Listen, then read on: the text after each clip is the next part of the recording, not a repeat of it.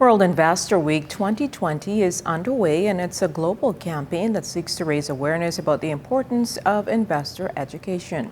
The Securities Commission of the Bahamas is taking the helm to educate people about protecting their money from scammers and fraudsters. The organization hosted a webinar on Friday speaking to the various fraud schemes investigated in the Bahamas that include pyramid and Ponzi schemes.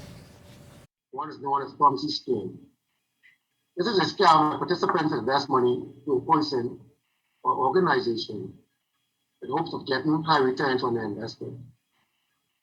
Participants are required to bring in new investors who then are required to do the same.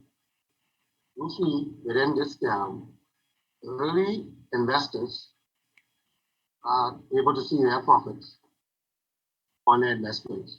However, if the money is not generated into the program, eventually the latter investors will not see their returns.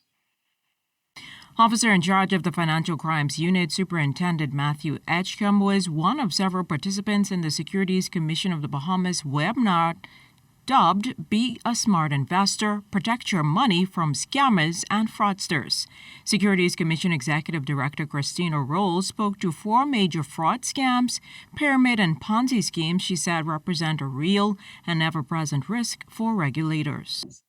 This stage and outcome is always inevitable, and it is here where the fraud is undeniable, as the promoter of the scheme does not have the funds to make good on the scheme's promise or at least return monies to the investors. It will crash. In the Bahamas, we have seen some of these masquerading as so-called public ASUs.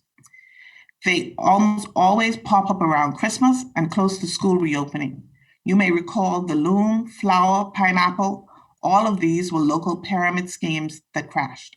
Pump and dump schemes are not so common in local markets, but Roll notes Nigerian letter scams is a common one officials have seen, but she advises persons not to be fooled when they see WhatsApp messages from a 234 number. Some of these scam operators are physically located right here on our doorsteps.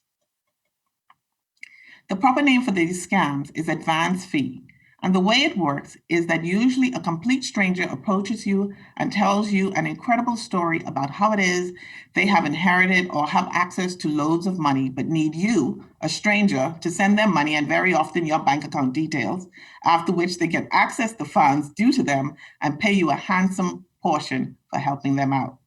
Overall, officials advise never giving out personal banking information, and if it sounds too good to be true, it usually is.